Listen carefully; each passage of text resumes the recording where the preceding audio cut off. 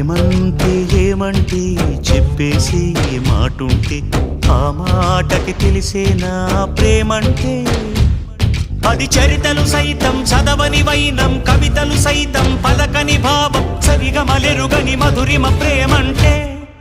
దరిదాటి ఉరకలు వేసే ఏ నదికైనా తెలిసిందా తనలో ఈ ఉరవడి పెంచిన తొలిచిన కేదంటే.